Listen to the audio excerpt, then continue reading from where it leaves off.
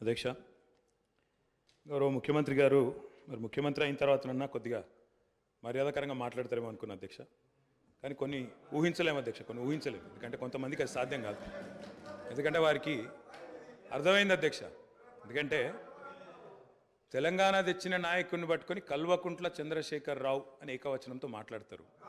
తెలంగాణను వ్యతిరేకించిన వాళ్ళనేమో గారు గారు అని మాట్లాడినప్పుడే అర్థమైంది అధ్యక్ష వారి సంస్కారం ఏందో, వారి పరిజ్ఞానం ఏందో అర్థమైంది అధ్యక్ష.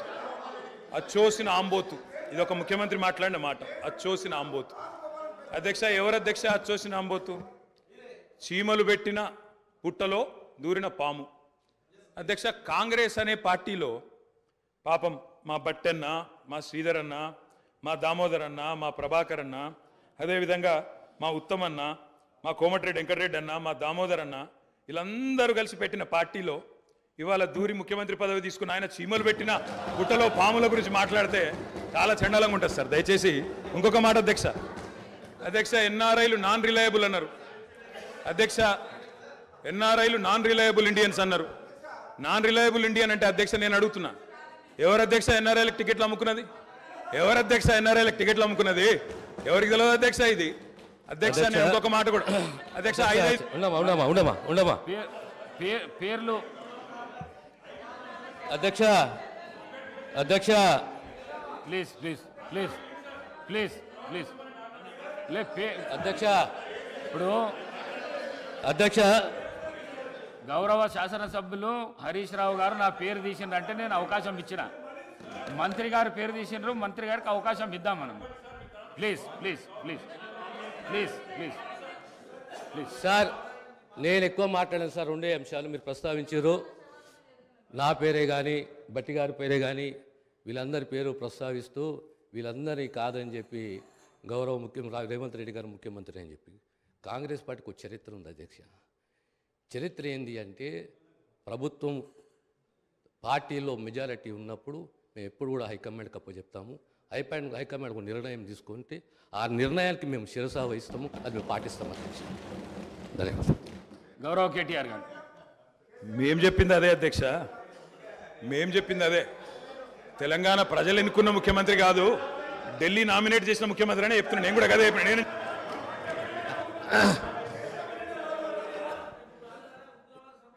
ఒక్క నిమిషం.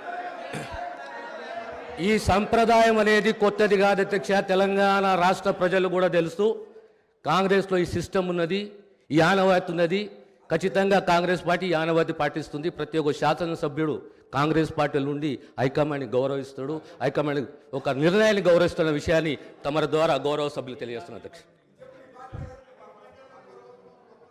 అధ్యక్ష అధ్యక్ష అధ్యక్ష నేను ఒక్కడిని మాట్లాడుతున్నాను ఇక్కడ నుంచి. ముఖ్యమంత్రి గారితో సహా 5 మంత్రులు ఇంటరప్ట్ చేస్తున్నారు. ఇదేం పద్ధతి అధ్యక్ష? ఇది అధ్యక్ష, ఇది మీరు నడపాలా, హౌస్ని మీరు నడపాలా అధ్యక్ష. వారు సార్ వినండి. In a democracy sir we have utmost respect for you. Prasad garu, speaker garu, మీరంటే చాలా రెస్పెక్ట్ ఉంది అధ్యక్ష. The opposition in a democracy has its say and the government has its way. మేము మాట్లాడిన తర్వాత వాళ్ళకి పుష్కలంగా మైక్ ఇవ్వండి, గంటలు మాట్లాడమని నేను వద్దనట్లేదు సార్.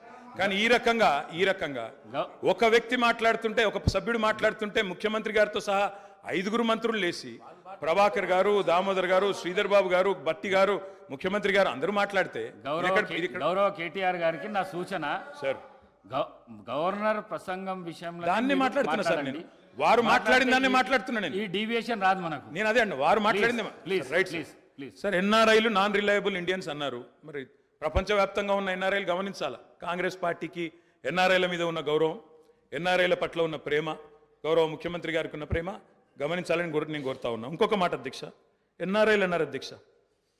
ఎవరు అధ్యక్ష? 100 కోట్ల మంది భారతీయులను కాదని బయట నుంచి తెచ్చుకున్న అధ్యక్షులు చేసుకుంది ఎవరు అధ్యక్ష? బయట దేశం వాళ్ళని తెచ్చుకున్న అధ్యక్షులు చేసుకున్న దుస్థితిలో ఉన్న కాంగ్రెస్ పార్టీ ఎన్ఆర్ఐల గురించి మాట్లాడితే ఎట్లా అధ్యక్ష? ఏదేమైనప్పటికీ అధ్యక్ష ఒకటి వాస్తవం, గత 10 ఏళ్లలో పాలమూరులో వలసలు బంద్ అయినాయి, వాళ్ళ పోతలు బంద్ అయినాయి. 14 రాష్ట్రాల నుంచి కూలీలు వచ్చి వాళ్ళ తెలంగాణలో నాట్లేస్తున్న విషయం వాస్తవం కాదా? 14 రాష్ట్రాల కూలీలు అధ్యక్ష. మీరు నల్లగొండలో ఫ్లోరైడ్ బండ నల్లగొండ గుండె మీద పెట్టిపోతే ఆ ఫ్లోరైడ్ బండను దించింది కేసీఆర్ కాదా? ఆ విషం నీళ్ళ పీడ విరగడ చేసింది కేసీఆర్ కాదా? తెలంగాణను ఫ్లోరోసిస్ రహిత రాష్ట్రంగా పార్లమెంటులో ప్రకటించింది కేంద్ర ప్రభుత్వం కాదా? ఇది అబద్ధం అంటారా? సడుగులు విరిగిన సాలెల మగ్గానికి మంచి రోజులు తెచ్చింది కేసీఆర్ ప్రభుత్వం కాదా? ఇవాళ నేతన్నల ఆత్మహత్యలతో సిరిసిల్లను మీరు ఉరిసిల్లగా చేస్తే దాన్ని మళ్ళీ తిరిగి ఈరోజు సిరిశాలగా చేసింది కేసీఆర్ ప్రభుత్వం కాదా? కునారిల్లిపోయిన కుల వృత్తులకు కొత్త ఊపిరులూదింది కేసీఆర్ ప్రభుత్వం కాదా? కాలే కడుపుతో అర్ధాకలితో ఎవ్వరు వండుకోవద్దని చెప్పి మానవీయ కోణంలో ఆలోచించి సంక్షేమంలో స్వర్ణయుగం సృష్టించింది, ఆసరగా నిలబడ్డది కేసీఆర్ ప్రభుత్వం కాదా? 200 రూపాయల పెన్షన్ను 2000 చేసింది కేసీఆర్ ప్రభుత్వం కాదా? అధ్యక్ష నిన్న గ్రామీణాభివృద్ధి గురించి మాట్లాడుతూ ఈ ప్రభుత్వం ప్రాపగాండాకు ఎక్కువ పెద్దపీట వేసిందన్నారు అధ్యక్ష వాళ్ళ హయాంలో 50 ఏళ్లలో అధ్యక్ష ఒక్క గంగదేవి పల్లె చెప్పుకుందరు, ఒక అంకాపూర్ చూపెడుదురు. అది కూడా పాపం మా గ్రామస్తులు చేసుకున్నారు, వీళ్ళు చేసింది ఏం లేదు. కానీ మా హయాంలో మా 10 ఏళ్లలో గర్వంగా చెప్తున్నా సార్, 3% కంటే తక్కువ జనాభా ఉన్న తెలంగాణ జాతీయ పంచాయతీ అవార్డులలో 30% అవార్డులు గెలుచుకునే విధంగా ప్రభుత్వాన్ని నడిపినాం. పల్లె ప్రగతిని చేసి చూపెట్టినాం, కావాలంటే చూసుకోవచ్చు. ఏ పల్లెకు పోయినా ట్రాక్టర్లు, ట్యాంకర్లు, ఏ పల్లెకు పోయినా ట్రాలీలు, ఏ పల్లెకు పోయినా డంపింగ్ యార్డులు, ఏ పల్లెకు పోయినా ఇంటి ముంగటయ్యాల నీళ్లు, బ్రహ్మాండంగా చెట్లు. ఇవి వాస్తవాలు కాదా అధ్యక్ష? ఇవాళ మీరు ఎంజాయ్ చేయండి, పర్వాలేదు, 10 ఏళ్ల తర్వాత ఎంజాయ్ చేయండి. సర్పంచులకు ఇది ఇస్తాం, మాజీలకు అది ఇస్తాం, బస్సు ఫ్రీ, బంగారం ఫ్రీ, బండి ఫ్రీ అని చెప్పి ఓట్ల కోసం చాలా చెప్పారు అధ్యక్ష. సంతోషం, చేయండి, మేము వద్దంటలేదు. నిర్మాణాత్మకమైన సూచనలు చేయమన్నారు, తప్పకుండా చేయండి. మీ మేనిఫెస్టోలోని ప్రతి హామీని నిలబెట్టుకోండి. We welcome it, we will support you. తప్పకుండా సపోర్ట్ చేస్తాం అధ్యక్ష. గత 10 ఏళ్లలో రక్తాన్ని రంగరించినాం, మెదళ్లను కరిగించినాం, ప్రాణం పెట్టి పనిచేసినాం. కాబట్టే ఇవాళ ఒక్కొక్క రంగంలో భారతదేశంలోనే తెలంగాణ అగ్రగామిగా ఉన్నది అధ్యక్ష. ఐటీ రంగంలో నిన్న వారు చెప్పినారు అధ్యక్ష, వారి అవగాహన, వారి పరిజ్ఞానం ఎంత ఉందో దాన్ని బట్టే చెప్పచ్చు. నేనేం చెప్పినారు అధ్యక్ష గవర్నర్ ప్రసంగంలో? ITIR వచ్చి ఉంటే ఏదో జరిగి ఉండేది. అసలు ITIR అంటే అక్కడ కూర్చున్న వాళ్ళని ఒక్కరికైనా తెలుసా అధ్యక్ష?